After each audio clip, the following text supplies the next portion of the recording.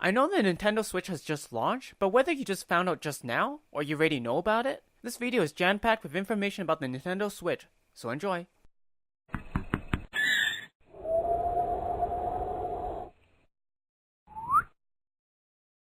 Alright, so the Nintendo Switch is set to launch on March 3rd, 2017.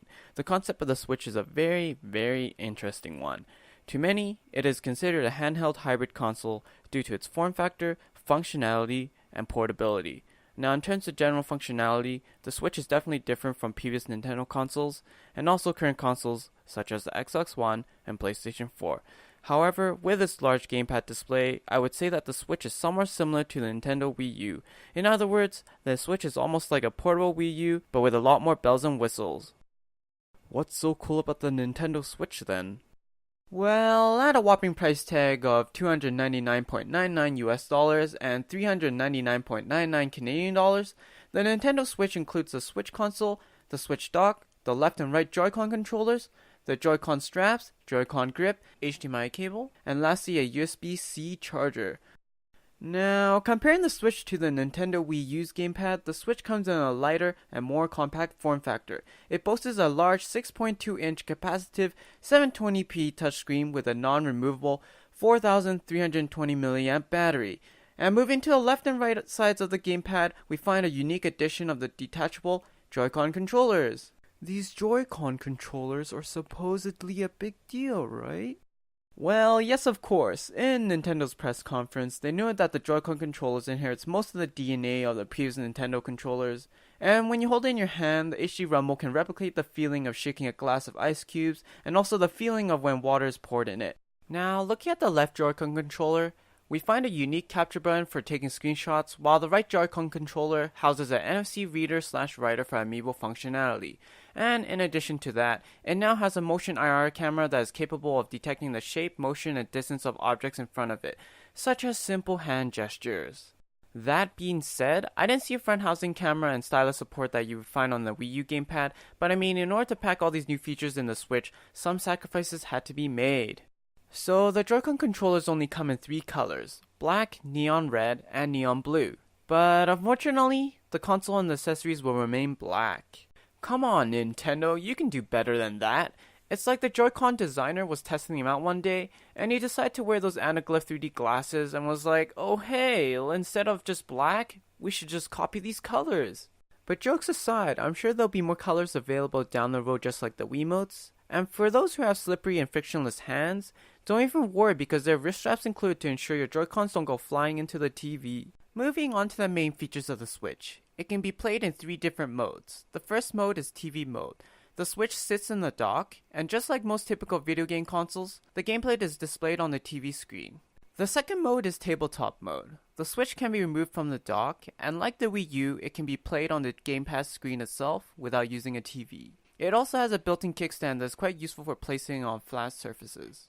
And finally, the last mode is handheld mode. The Joy-Con controllers are attached and you can bring the Switch wherever you go, like a portable handheld. Since the last 2 modes are focused around portability, this means that game time will rely heavily on battery life.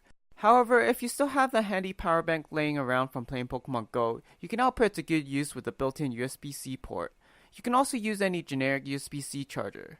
Nintendo stated that the battery life can last up to 6 hours on a single charge, but since some games are much more demanding, such as The Legend of Zelda Breath of the Wild, you can expect around 2 to 3 hours. Speaking of the Breath of the Wild, I'm so excited for it. I think this is mainly one of the reasons that make the Switch worth it. Sure, you can get it on the Wii U, and of course the graphics will look somewhat worse, and if not different. But do any of you remember when The Legend of Zelda Twilight Princess was delayed for the GameCube and ended up launching for both the GameCube and the Wii? Well, it looks like history's repeating itself, and does that justify getting a whole new console just for Breath of the Wild? Probably not. There's always upsides and downsides to everything, but the lack of launch titles is definitely a major weak point for the Switch. It's only launching with about 10 titles, and compared to the Wii U which had 23, that is pretty underwhelming. I mean, there's lots of exciting titles being released in spring that were presented in the press conference and trailers that we've seen so far. But in the overall grand scheme of Nintendo things, the projected game lineup including titles that are being developed is still looking very, very lacking. I'm still wondering why they couldn't at least include one game with the console like Switch 1 2. If you're gonna ask that much for a console, wouldn't it make sense to include a game or a couple demos to test out what the potential the Switch is capable of? And doesn't it kind of suck they have to shell out more money to buy a game just because when you open up the contents to your Switch console, there's literally nothing you can play with? Well, maybe you can download Netflix or some free online content. Maybe not.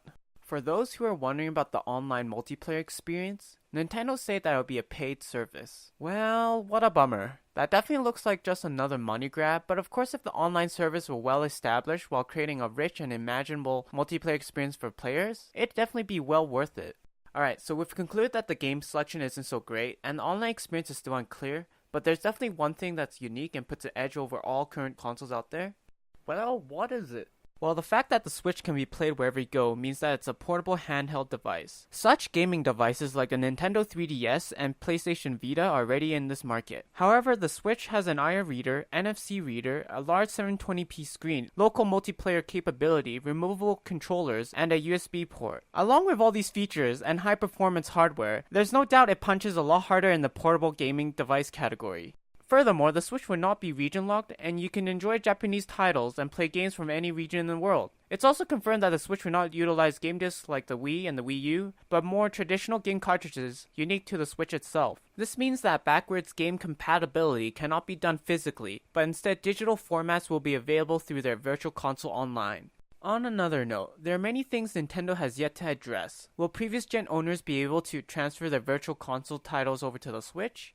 Will there be a Miiverse? And how about Street Pass? Well, it looks like Nintendo has a lot of answering to do, but judging from what we have so far, it looks like Nintendo has rushed the Switch and wanted to release it as soon as they could. We only know so much about the Switch as of right now, so here comes the biggest question of all. Is the Nintendo Switch worth it?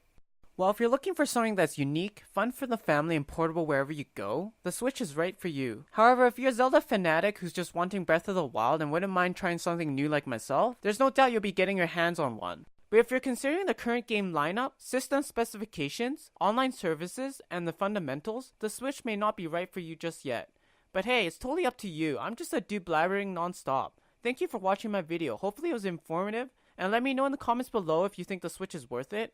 And hit that subscribe button to switch on to my channel for future content. See y'all next time.